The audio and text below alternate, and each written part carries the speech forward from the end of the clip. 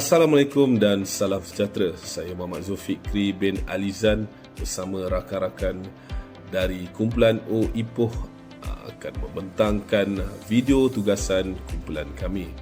Untuk makluman yang dihormati Dr. Muhammad Ramlan bin Muhammad Ashad, kami memilih tajuk perbandingan pentadbiran awam bagi negara Indonesia dan India. Menurut Fredrickson 1997, Woodrow Wilson adalah individu pertama yang menggunakan istilah pentadbiran awam semasa menerangkan perihal pengurusan awam di Amerika Syarikat kepada pelajarnya sewaktu menjawat jawatan profesor di sana.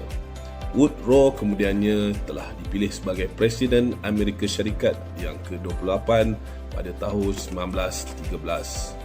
Pentadbiran awam secara amnya adalah suatu proses mengurus hal-hal berkaitan penugasan sektor awam oleh badan pentadbir kerajaan.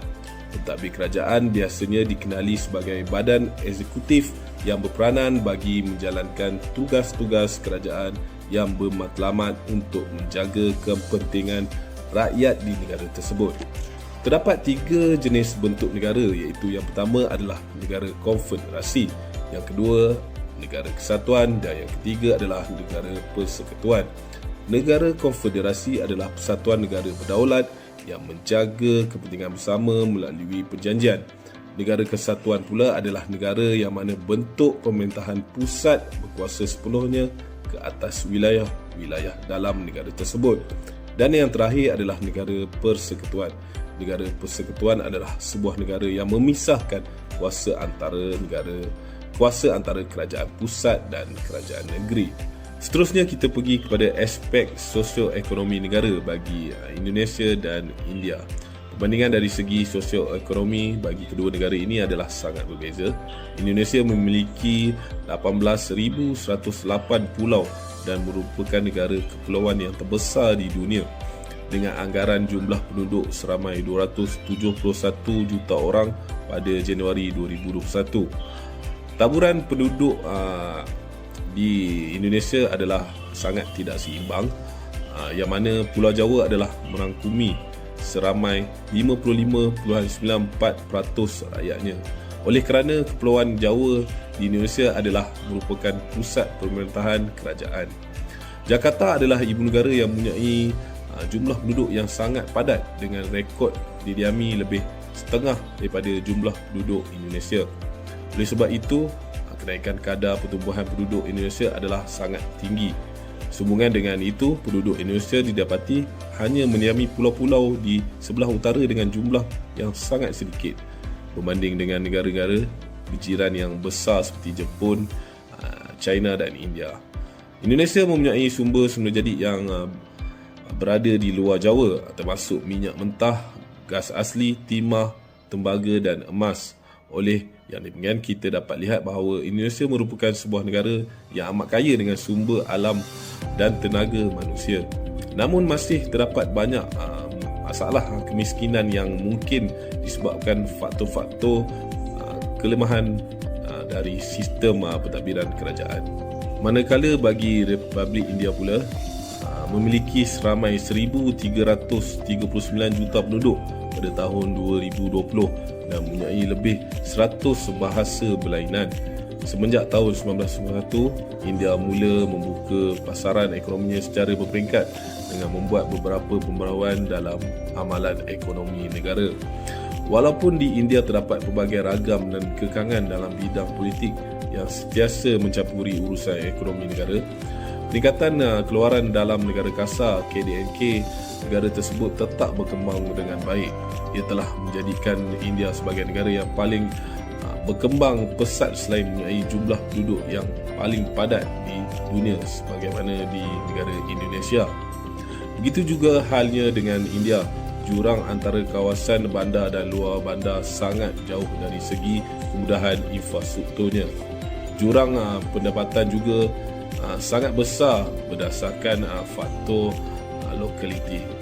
Pembahagian kekayaan yang tidak seimbang dan jurang kemiskinan yang besar dapat kita lihat dari pendedahan media masa yang menggambarkan situasi sebenar di negara India.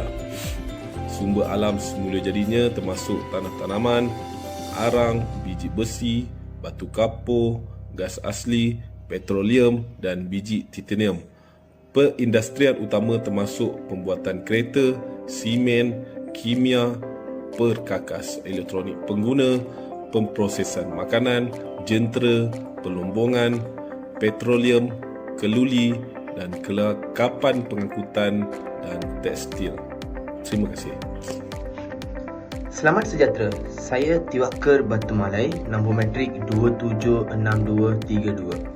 Saya akan sambung pembentangan kumpulan kami dengan membentangkan tentang penglibatan antarabangsa negara Indonesia dan negara India serta isu pengangguran di negara Indonesia dan di negara India.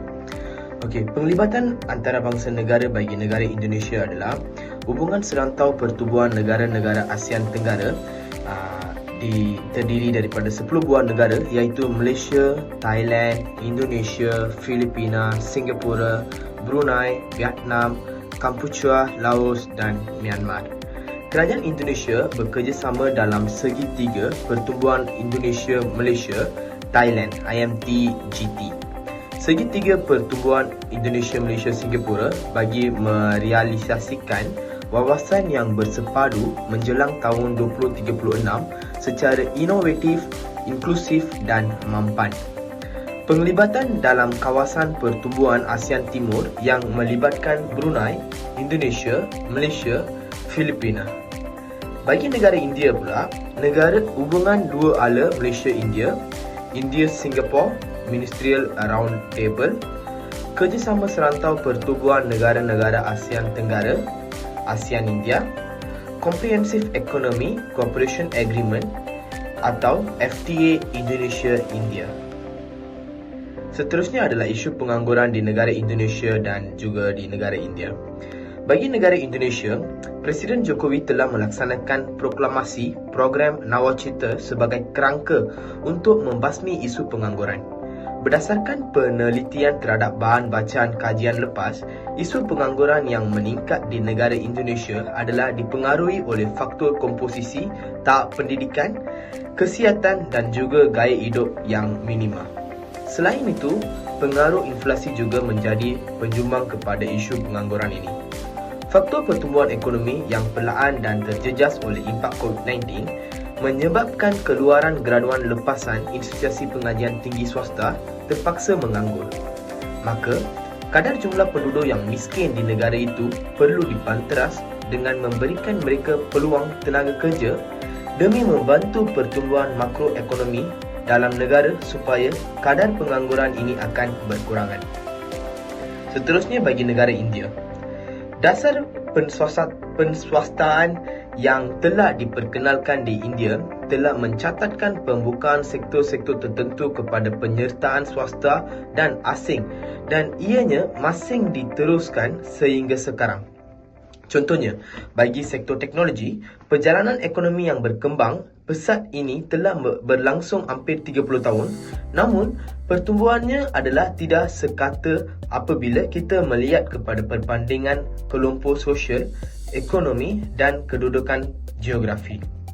Menurut sumber, India memiliki 60% tenaga kerja dalam bidang pertanian, 28% dalam bidang perkhidmatan dan 12% dalam bidang industri.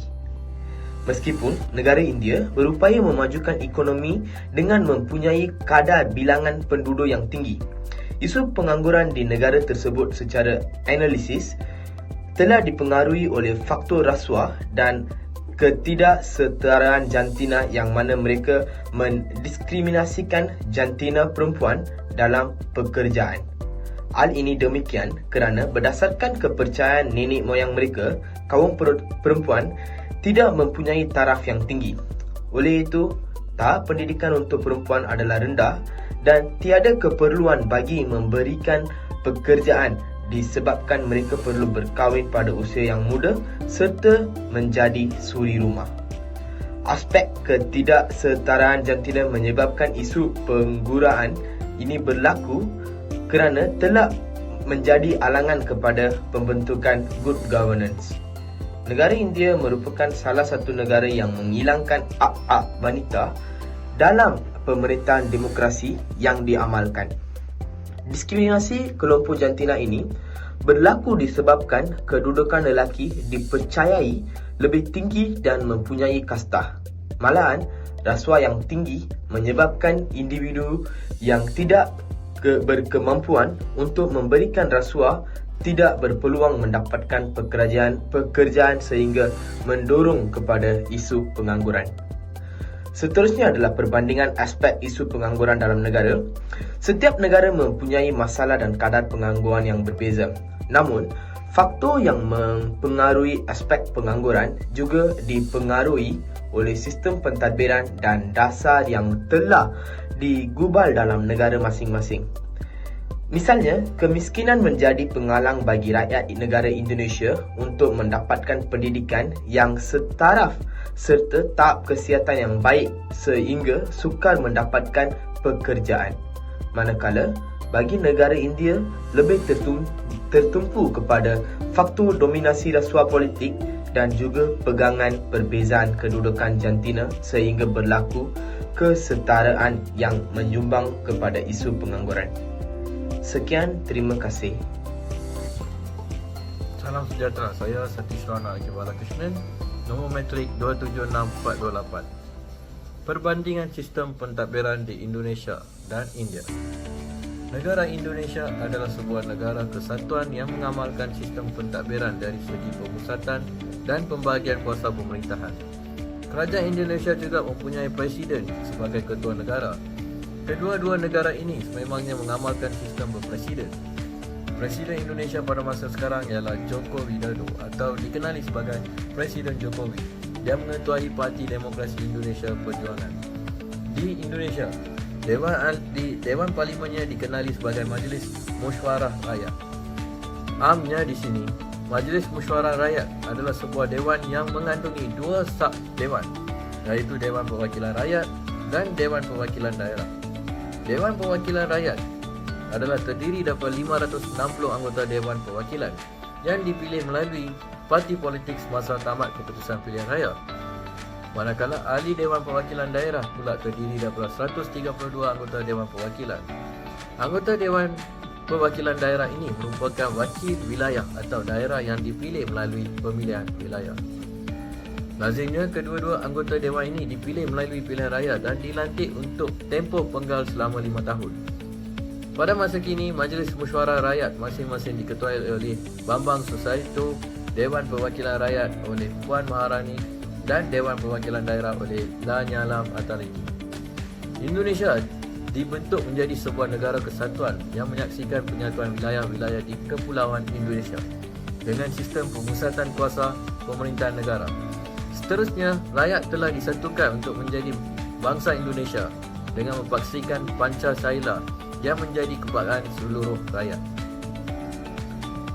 Di negara India pula, kerajaannya mengendalikan sistem pemerintahan berbentuk kerajaan persekutuan dan sebuah Parlimen Dwi Dewan yang menjalankan peranannya berasaskan sistem Parlimen Westminster yang diwarisi daripada kerajaan British.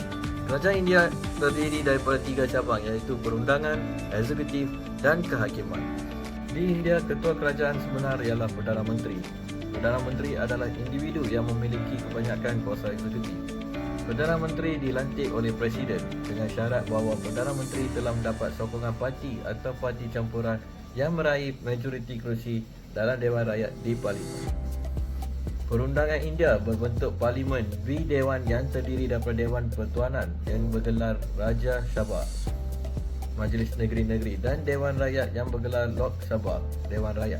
Dalam sistem Parlimen India, badan eksekutif ialah pihak bawahan kepada perundangan dengan Perdana Menteri dan barisan kabinet. Beliau bertanggungjawab secara langsung kepada Dewan Rakyat.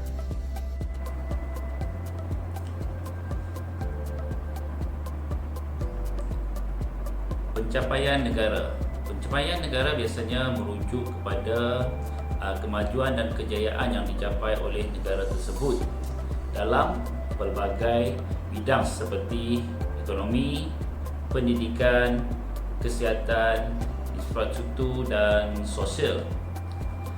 Ia dapat diukur melalui keluaran dalam negara, kasar, KDNK, kadar kemiskinan, tahap kesuburan, pembangunan dan sebagainya.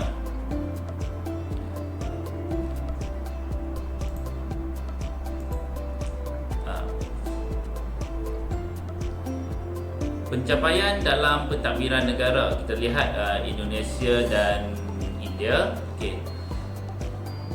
Indonesia kedudukan ke-64 daripada 120 buah negara di dalam usaha mencapai Sustainable Development Goal SDGs. Yang kedua, pencapaian minimum essential force. Yang ketiga, fokus kepada aspek pencukaian untuk membantu pemulihan ekonomi.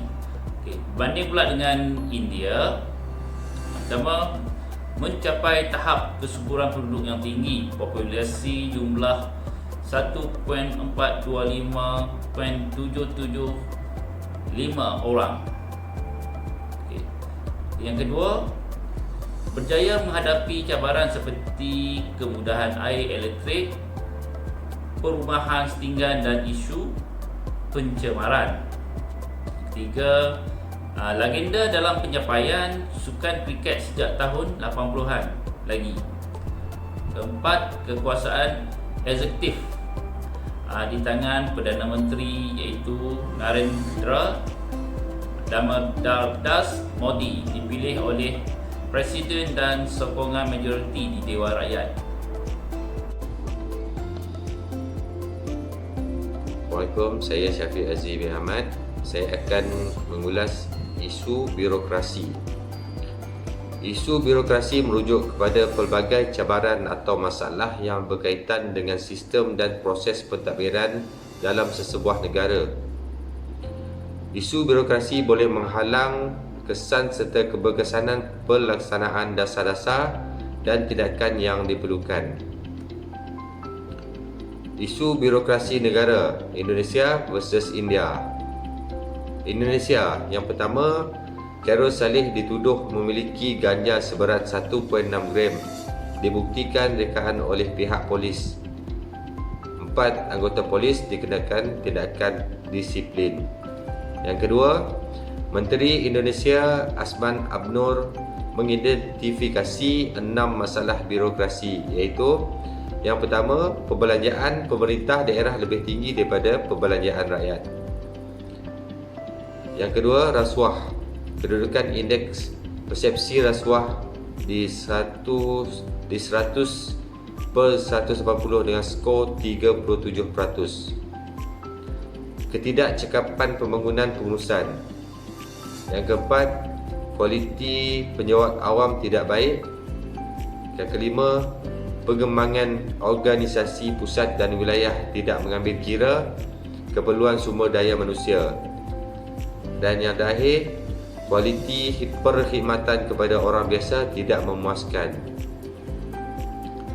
Di India, yang pertama, masalah air di wilayah berpenduduk padat di Delhi Selatan. Yang kedua, masalah ketidakcukupan tenaga kerja yang cekap di kalangan penjawat awam. Yang ketiga, mengumumkan 5 langkah untuk menangani masalah birokrasi, iaitu yang pertama, membuat pembaharuan dalam urusan pengambilan kaki tangan awam. Yang kedua, memberi latihan yang kerap kepada penjawat awam. Yang ketiga, penglibatan tenaga pakar ke dalam pentadbiran kerajaan. Yang keempat, menambah baik sistem penilaian prestasi.